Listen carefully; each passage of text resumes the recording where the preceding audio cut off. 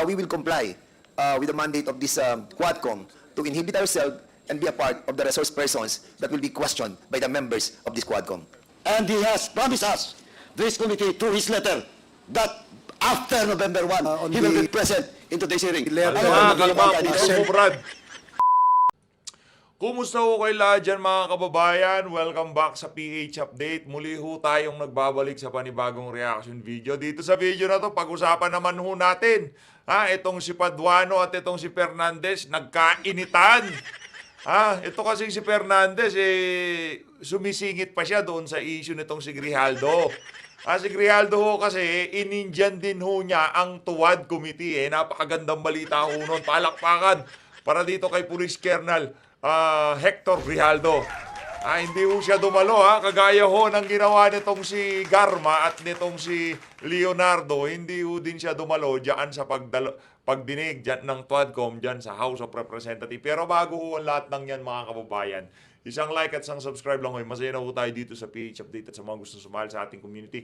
I-click nyo lang ho yung join button sa baba para kayo ho ang pinakaunang makakita sa ating mga reaction video. Ayun na nga mga kababayan, umpisan na ho natin to. Wala ho tayong madaming pag-uusapan dito sa video na to. Focus lang ho tayo dito sa Tuwad Committee. Gang! DSJJ. Mr. Chairman. Yes, Congressman. Mr. Chairman, Dapat hindi na po magsasalita about this because he mentioned ang problema, nagsalita ka pa. our name in the affidavit that he testified in the Senate. And accordingly, when I saw the yung motion po ni Chairman Acop, ngayon ko lang po nga nakita na wala siyang excuse letter and justified po yung pag-move for the show cause order. And at the same time, nung binanggit naman ni DS also yung pong medical certificate, I think this is a prescription. And accordingly, nakalagay po dito yung kanyang problema, yung chronic left shoulder dislocation, and there are like procedure for MRI. Maybe we can ask the PIHAW, no? Kasi I believe that Shoutout muna kay Narskate. Narskate! Wala talaga. Yan na lang. Yan na lang gagawin natin. Magsahin ka muna. Thank you, yung PIHAW natin sa PNP? Because Mr. Chairman, yes, Mr. Chairman, with the indulgence of Congressman Co-Chair Dan Fernandez, we'll just discuss it later, no? And will in fact, if you want to speak something about what really transpired during your conversation with Grijaldo, may we ask you to vacate your position as co-chair and be one of the spokesperson or the resource person. Yes, Mr. Chairman. As a matter of fact, that's sama na ng tingin sa'yo nitong si Lolo Pads. Galit na si Lolo Pads sa'yo, Brad. Kayo na, nag-aaway na. Siyempre lang naman maging bida ka. Dapat ang bida lang dyan, walang iba kundi itong si Paduano. Si Mr. Chairman. what I intend to do to inhibit myself in the discussion about this issue. And together, maybe with Chairman Abante, we will be trying to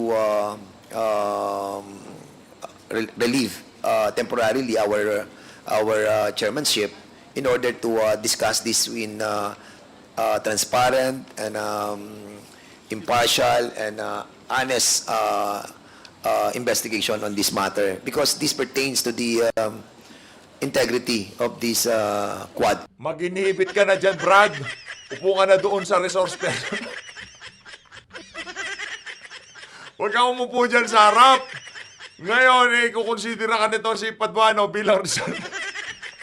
Kaya pala itong si Paduano, tahimik sa mga nakalipas na araw. Galit pala siya dito kay Fernandez. And we don't want that this Quadcom be deluged with so many bad comments about what Chairman Abante and this representation have done in order to ferret the truth about the conformity of Colonel Grijaldo. Unfortunately, he's not here right now, and he is sick, and that saddened us as well, because we wanted really the members to ask him about what really happened, if there was really indeed a coercion and harassment that that was done by Chairman Abante and myself. Bida-bida kasi kayo. Bida-bida kasi kayo. Ngayon may problema kayong dalawa ni Aba. Thank you, Mr. Chairman. And with that, if we will be discussing our issue with Bida-bida kayo Colonel eh. Grijaldo already, this representation on I will be yielding my position as a chairman of this committee. Mr. Chair. Thank you, Congressman And Fernandez. also be subjected to the procedure of a resource person. If indeed we need to be subjected to the procedure being undertaken by this committee. Okay, that's noted, Congressman Mr. Chair. Fernandez. Before With that, indulgence. Before that, Congressman Adjong, let Si Kung Hun, ano lang eh.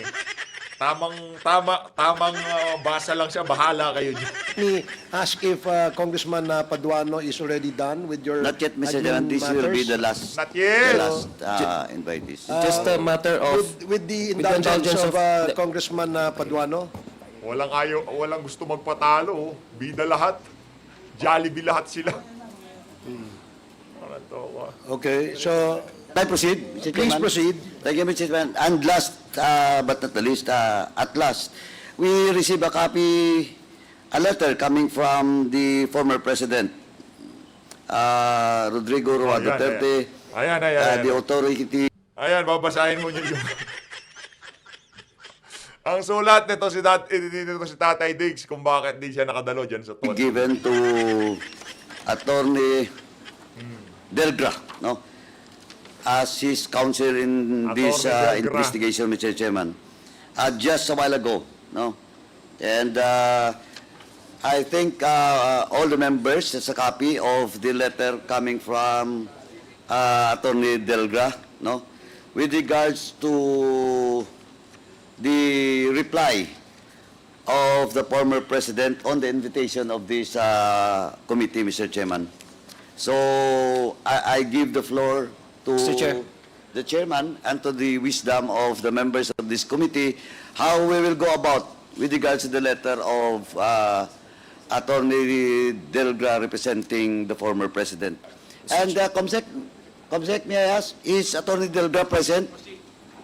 Not today, sir.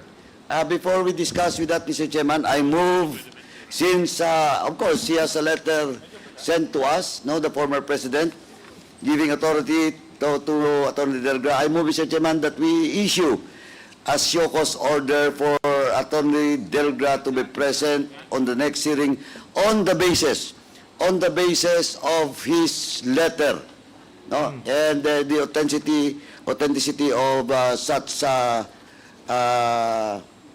authority given to him by the former president. So move, Mr. Chairman. Again, There is Mr. Chair.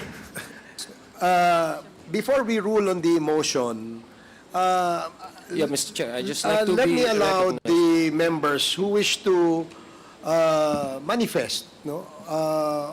While we are at this subject matter on the letter sent to us by Attorney Delgra as the counsel to the former president, may we ask what is the pleasure Yeah, of Mr. Chair. Congressman Adyong?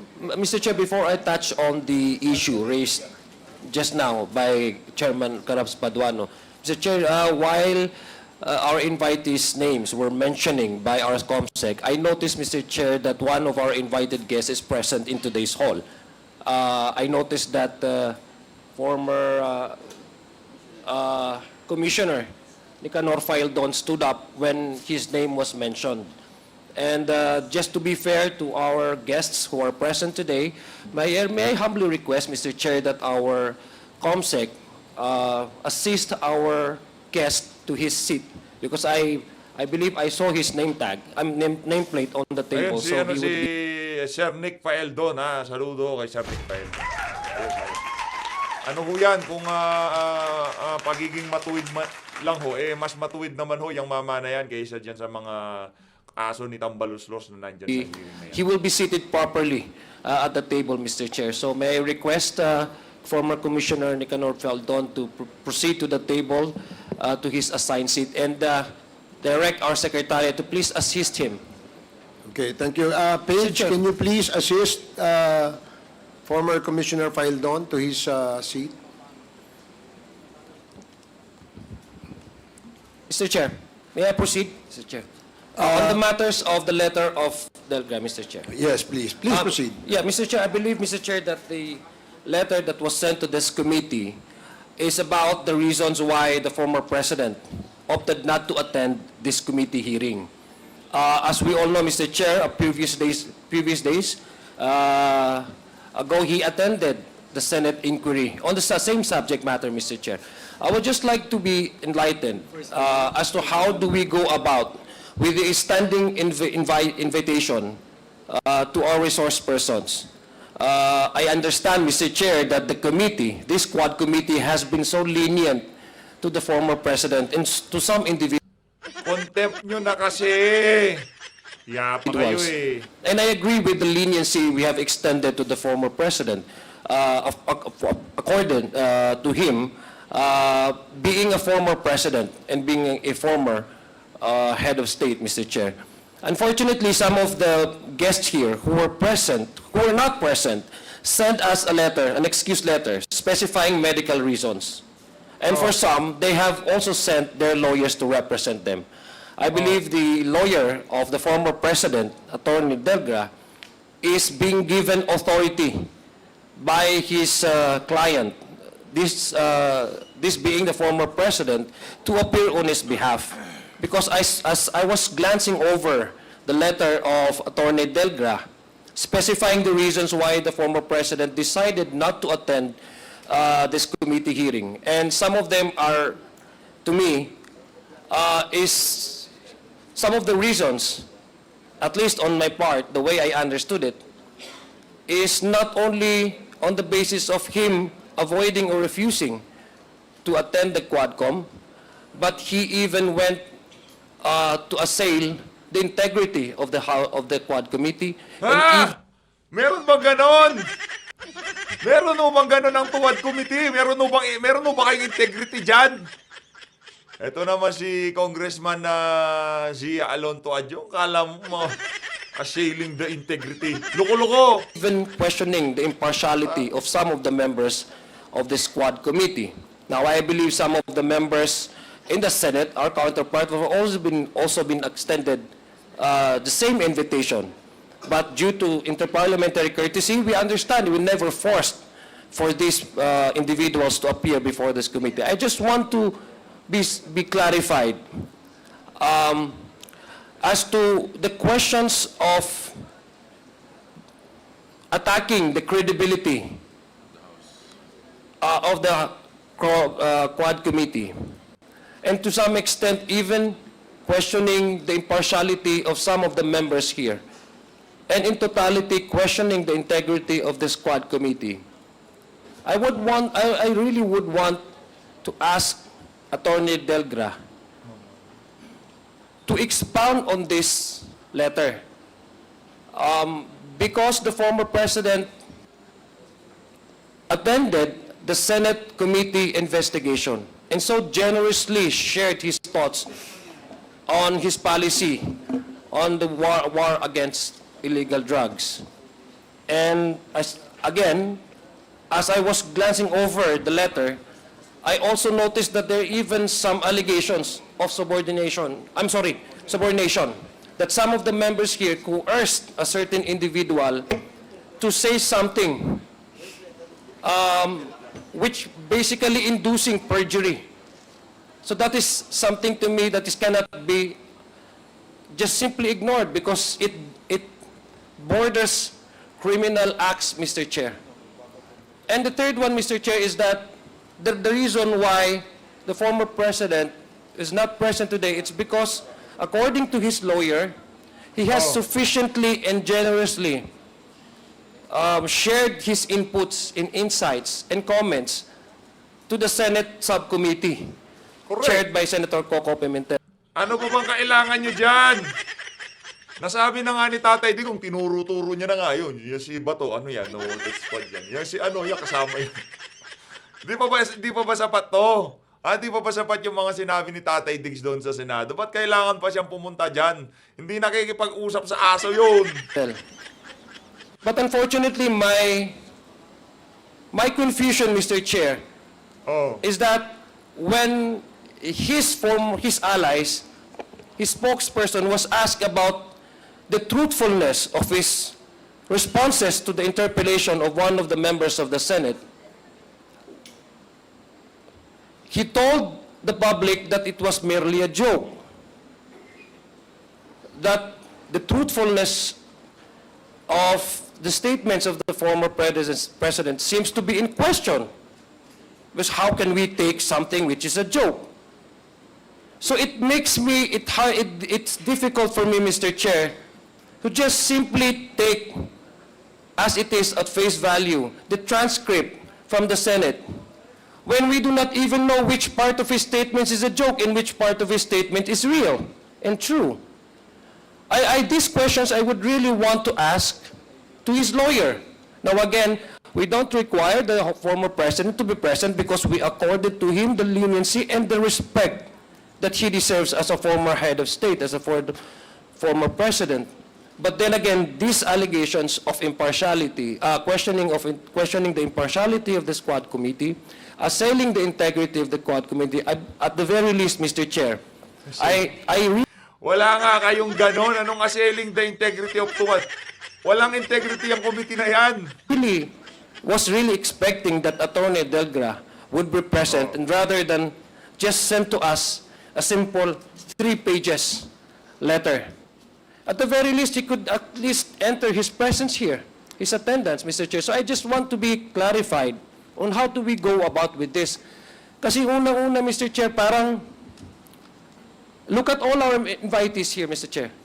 Some of the most important personalities that would give us insights and inputs for this committee to be guided properly and correctly in arriving to a sound judgment once we file before the plenary and report before the plenary, the committee hearing, are not here, are not present. Some of them, bigla na lang sumasakit ang mga bali.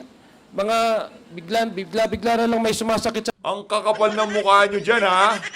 Ang kakapal ng mukha nyo noong etong si, ano pa to? Etong si Garma at etong si Leonardo, nagpadala ng excuse letter dyan sa Senado. Wala silang ganyang karaming eche-bureche. Kayo, ayaw nyong tanggapin, ganon? Sa mga katawan nila. Some of them are still... Meron mga search warrant yung iba. So I just do not want to impress upon the public that these individuals who have served the government, who at some point in time took the oath of allegiance to the Constitution. At alam po natin ito lahat, upholding the Constitution without mental reservation or acts of evasion.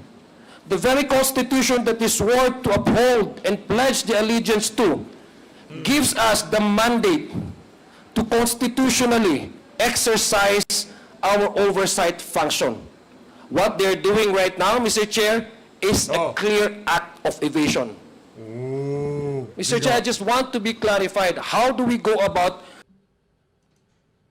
with this kind of situation? Mr. Chair. Yan o, kasama ho sa script ho nila yan. Kunyari, maggagalit-galitan yan mga crocodile. Sa hindi pagsipot ni Tatay Digong. Di contempt nyo. Ganun lang Thank you naman for yun. that manifestation, Congressman Adyong. We will address that concern later when the committee deliberates on the contents of the letter sent to us by Attorney Delgra. Yes, Congressman Flores, you are recognized. Mr. Chair, Attorney Delgra is just being the lawyer, Mr. Chair. He's just, I think, stating the reasons given to him by his client, the former president. So if we insist that he be present, Mr. Chair, I don't think he will be the best person to answer the questions that we may have. It should be the former president himself. Correct. Meron din nagsalita na merong utak. Meron din nagsalita na merong I utak. do not agree with the reasons he stated in his letter, Mr. Chair, but I don't think he's the proper person to ask, Mr. Chair. He's just... Siya ang perfect person na dapat sumagot dyan, si Tatay Digong. Kaso wala na siyang dapat sagutin. Binulgar niya na lahat, di ba?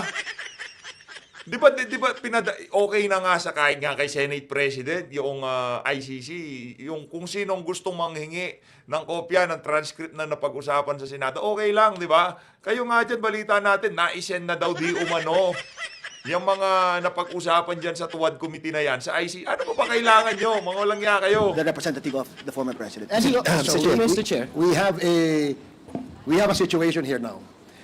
Congressman Adyong asking for clarifications as to how can he address the former president intelligent questions that needs answers directly from the former president, while Congressman Keith Flores is just stating that Attorney Delgra cannot answer these queries that will be propounded by the members. So, Mr. Chair, may I respond to that? Mr. Chair, very short, Mr. Chair. short, very brief, Okay, Mr. una, Congressman very Adyong brief. first, Yeah. and then Congressman Very- Dan Fernandez. yeah, thank you very much, Mr. Just make it short. Yeah, Congressman very Adyong. brief, Mr. ano pa lang ho tayo, dyan pa lang ho tayo, kumbaga sa, ano pa lang, administrative matter. Wala pa ho tayo sa tanungan, halos maghahapon na, ano ba yan? Hindi pa ba tayo mag-uumpisa mga Brad? Magtatanungan na tayo, ano ba yan? Mr. Chair. Yeah, I understand, Mr. Chair, my good friend here, Congressman Keith Flores. But at number one, Attorney Delgra was chosen by President, so he confidently have trust on Attorney Delgra to at least respond on his behalf. Questions. Number two, the position of this representation simply as the Hindi, ang mga daliring pipipitin nyo niyan kay Delgra. Now, ito, totoo ba ito sinabi ni Digong dito? I'm sorry, Mr. Chair, but I can't answer that question. Wala. Babagsak ka pa rin. Ganun kaangayang si, itong mama na to. Bakit mo tatanungin si Delgra kung totoo yung Ay, wala is na. on the matters of the content of the letter. I will not be asking Attorney Delgra on how the previous administration implemented the war on drugs. I understand Wala that he na is not talaga. capable and he is not competent to answer these questions. I would simply wanted to ask, since his signature is affixed in his letter, I would simply want to ask how, I'm pretty sure they have discussed this over with his client. So I just want to elucidate to us, how did his client, the former president, arrive into this kind of conclusion?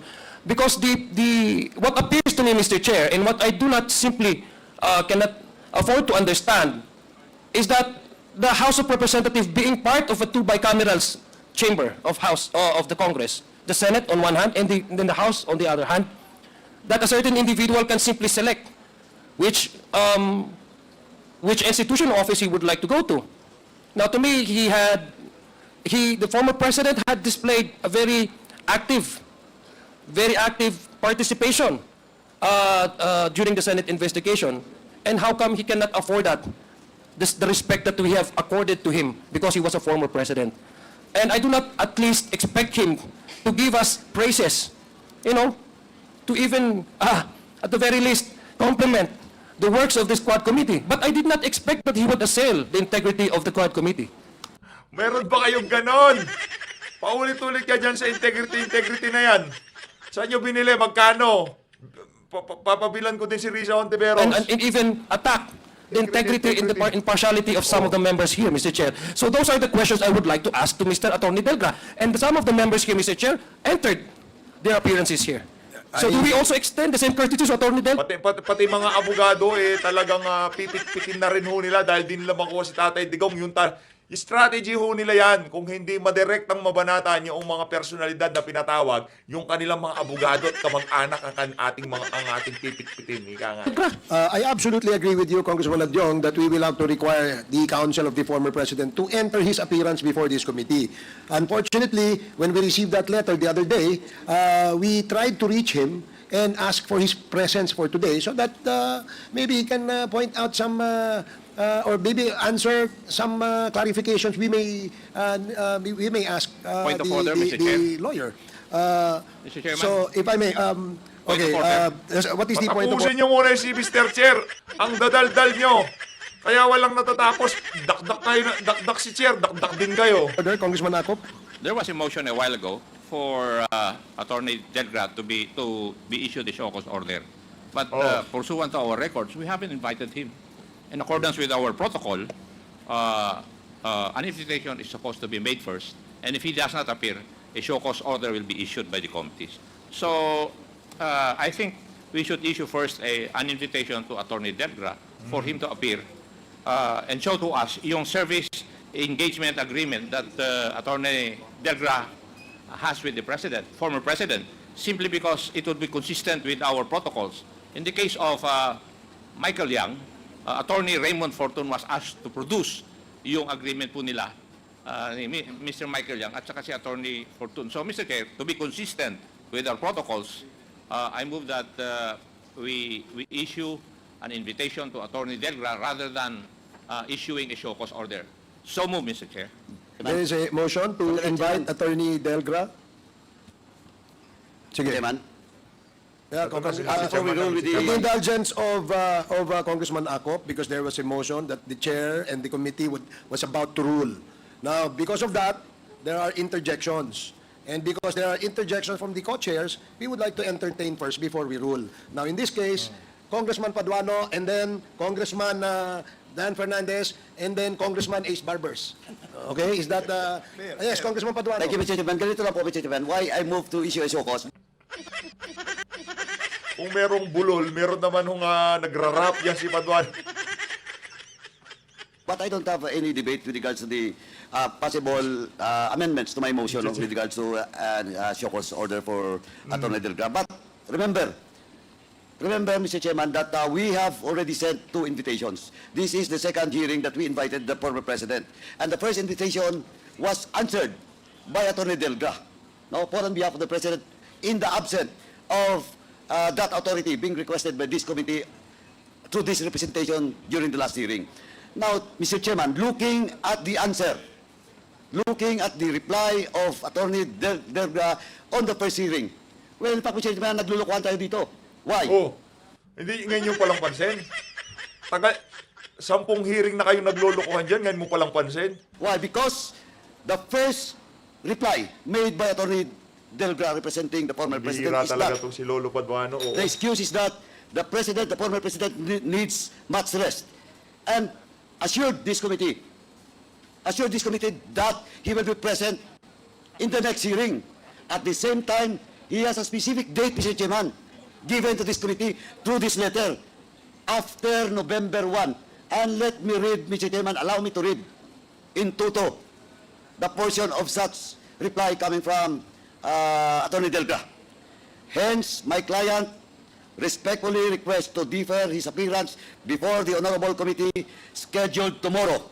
Rest assured of my client's willingness to appear before the House of Representatives on some other available date, preferably after November 1, 2024. And for the record, Mr. Chairman, the invitation that was sent to the former president and was answered by Attorney Delgra was before the presence of the former president in the Senate. And he has promised us, this committee, through his letter, that after November 1, he will be present in today's hearing. Letter- Kalma, puso mo, Brad. Well, in fact, I will not discuss. Kalma lang, kalma. Relax ka lang. Ang init ng dating mo, Brad. Ang init ng dating nitong si Paduano. Relax ka lang. Baka puso mo. Baka pumutok yan Thank dyan. you. With Baka maputukan our ka ng colleague, ugat. Congressman Kit Flores, with regards Init, to the content of this second letter. But, malinaw po, Mr. Chairman, na naglulukuhan tayo dito. Naglulukuhan tayo dito because the first letter promised us that he will be present after November 1. Kung hindi tayo naglulukuhan dito, eh ano? Natatakot siya? Oh, tapang mo, Brad, ah. Tapang mo, ah.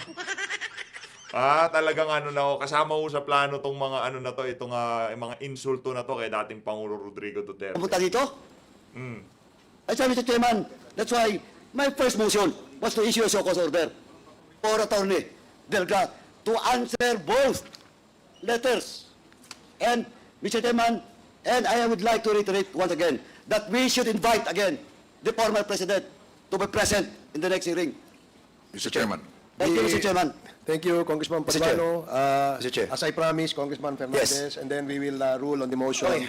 Mr. Chairman, Congressman Acop. Mr. Chairman, there are 3 reasons mentioned by Attorney Delgra in consultation with the former president para hindi po siya umattend ng ating pong hearing. First, binanggit po niya yung pangalan ko at binanggit niya yung pangalan ni Chairman Abante. Nag-prejudge na po kami doon sa mga binanggit niya po doon sa Senado and citing some provision of Republic Act 9851, particularly Section 6 on the willful killing.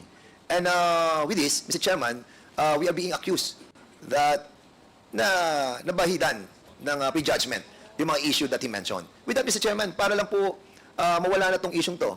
Again, Mr. Chairman, I'm willing, this representation is willing to inhibit myself in asking questions with regards to this willful killing. And I hope that my co-chair here, Chairman Abante, will do the same in relation to the first issue that the former president, with consultation of his lawyer, cited in this letter. Secondly, that's the reason why we asked the presence of Colonel Grijaldo to be here, because he accused us of coercion and harassment and threats. And that's the reason why we are questioning, yung mga medical certificate that he submitted to this Congress. We wanted that the integrity of this Tuwadcom will be cleared eventually. And with that, Mr. Chairman, eradicating the coercion and harassment and the threats that he accused us, then the reason for the President not to attend on this Tuwadcom will be eliminated. Thirdly, Mr. Chairman, the only last reason that he mentioned in this letter is all the questions were already answered in the Senate. And that is not true, because we have a lot of 20,000 questions that we wanted to ask him. And with this, Mr. Chairman, yung pong reason niya for not to be here is not acceptable. So, Mr. Chairman, I believe that my position, in trying to inhibit ourselves, in this investigation pertaining to the number one issue that he mentioned, and also with the issue of Colonel Grijaldo, we will comply with the mandate of this Tuwadcom to inhibit ourselves and be a part of the resource persons that will be questioned by the members of this Tuwadcom. Thank you, Mr. Chairman. Thank you, Congressman Dan Fernandez. Now, Congressman Ace Barbers. There was a motion earlier that the committee invite Attorney Mr. Chairman, Delgra. you are recognized. Thank you. That Attorney Delgra, being the counsel of the former president, be invited in the next hearing. And we direct the committee secretariat to take note of that and send the invite in the next Tuwadcom hearing to Attorney Delgra. Any second? Duly seconded. Any objections? I object, Mr. Chair. May I know what is the objection of Congressman? We'll get nothing from him, Mr. Chair. All he's just gonna say is that that is what my client said. So that's the end of it. Mr. Chair. Correct. 1 minute suspension. Sa wakas, nagkaroon din ng may sense kahit papano. Kahit papano, nagkaroon din ho ng congressman na may sense. Simple lang, ayaw dumalo ni Tatay Diggs. Kunin nyo lahat ng material dyan sa Senado. Yun na yun, pwede na yun. Kasuhan nyo na. Dami nyo pa cheche bureche.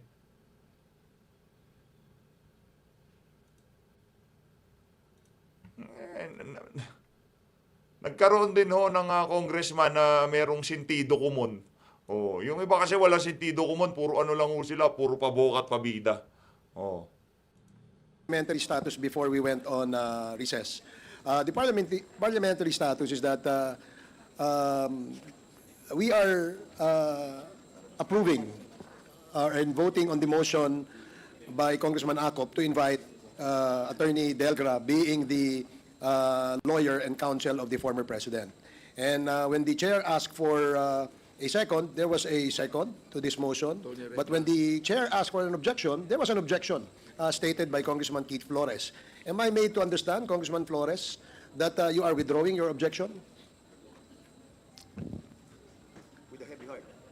Yes, Mr. Chair, I'll withdraw my objection if Attorney Delgra will enter his appearance. But as far as the questions that we want to ask of him, Mr. I'll reiterate my position, Mr. Chair. Okay, that is noted. Thank you. Since the objections of the objection of Congressman Flores has been withdrawn, Siguro habang nag-break sila. Pagka hindi natin mapipit-pit ito si Delgra, di ba? Kailangan magpunta niya si Delgra para at least kahit wala si Digong, makapag-grandstanding tayo, di ba? Ganun lang ho yan. the chair Kabisado na ho will natin rule yung mga that unggoy na yan. the motion is Before, approved. Yes, Congressman Adyong, for Yeah, your before, I manifestation. guess we have already ruled on the motion to Invite. That's yeah. correct. Just to put context, Mr. Chair, of the manifestation of this humble representation. Mr. Chair, the reason why I wanted Attorney Delga to be present, in fact today, and not pass dun sa next meeting is, I agree with Congressman Keith Flores that he is not competent to answer questions pertaining to the implementation of illegal war on drugs. But just to be honest, Mr. Chair, I don't think the former president will ever attend the Quad Committee hearing. Okay. I'm sorry to say that. Okay. I really have a strong feeling that he will never attend the Quad Committee. And since Attorney Delgra is his Paano a-attend dyan si Tatay Digong? Mga ano kayo dyan mga utusan lang naman kayo ni Tambaluslos Di ba? Wala namang kwenta yung mga pinag-uusapan nyo dyan Tsaka wala naman kayo dyan para malaman ang katotohanan sa war on drugs si dating Pangulo Rodrigo Duterte. Nandiyan kayo para siraan si Tatay Digong. At yun maliwanag pa sa sikat ng araw. Again, para doon sa mga kababayan ho natin na taga Bicol, pag ako na nangihingi ng dispensa sa inyo. Hindi ho kayo priority ng mga walang yang to. Priority ho nila masiraan ng mga Duterte. Grabe yung Tuwadcom na yan, di ba? Kung yan ang gamitin nila para imbestigahan yung flood control, di ba? Yun. Doon tayo bibilib, di ba? lawyer, Oh. I would wanted to ask him about the content of his letter. I'm sure he's a capable lawyer and competent enough to elucidate to this representation. Being a non-lawyer, what does he mean by subordination? Because that's one of the allegations. Number two, Mr. Chair, I also wanted to ask Attorney Delgra, which part of the testimony of his client in the Senate during the committee hearing, which portion of it is joke and which portion of it is true? Because he's trying to provide us, for advising us to just simply request the transcript from the Senate. Mr. Chair, I have no problem if individuals want to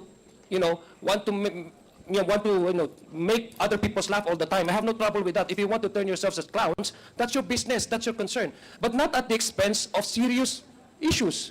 Not at the expense of the collateral damages, the innocents who have died during the course of the illegal war on drugs. Okay, thank you, That's Congressman my only Aquino. point, Mr. Chair, that I'd like to manifest. Yeah, Thank you your very much. observation is noted, and we will consider discussion on that particular observation when we come to that at the proper time. Thank you, Mr. Chair. Thank you for your manifestation. Now, marami po kasi tayong naimbita at dalawa po yung ating topic ngayon, no? Yung EJK at saka yung ating drugs. No? And we will proceed first with the topic on the illegal drugs. So, may we ask the COMSEC first to please administer the oath of the resource persons we invited for the first time in this committee hearing. And then we will proceed with the hearing proper. COMSEC? Thank you, Mr. Chair. Those who are attending for the first time, please stand. And please raise your right hand for the oath. Do you swear to tell the truth, the whole truth, and nothing but the truth in this congressional inquiry? So help you God. Yes. Thank you. They all said yes, sir. The oath has been administered. Thank you. Okay, maraming salamat sa ating mga resource persons. Thank you, COMSEC. I have here a list of those people, of the members who wish to interpolate. But before that, there is a manifestation by Congressman Bordado. You are recognized. You're given 5 minutes. Yeah, thank you, Mr. Chairman. Mr. Chairman, I rise today to express my commendation for the exemplary work being conducted over the past few months by what is now popularly known as the Tuwadcom, Quad Committee. a veritable super body composed of 4 standing House committees tasked to investigate the issues surrounding the Philippine offshore gaming operators, or the POGOs, and the extrajudicial killings. First and foremost, Mr. Chairman, I would like to recognize the tireless efforts of the chairman of the following committees. Representative radyo nagtatrabaho Robert A. to, sir. Barbers of the Committee on Dangerous Drugs, who acts as the chairman of the Tuwadcom. Representative Dan S. Fernandez of the Committee on Public Order and Safety. Representative Bienvenido M. Abante Jr. of the Committee on Human Rights, and Representative Joseph Caraps Paduano of the Committee on Public Accounts. Their leadership, transparency, and unwavering commitment to truth-seeking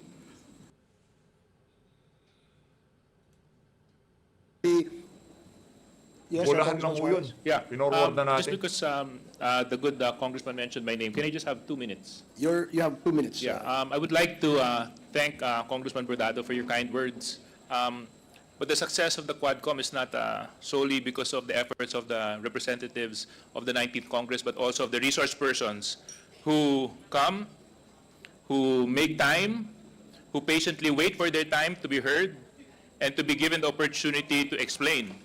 That's why I would like to manifest, Mr. Chair, my disappointment that our former president is absent today.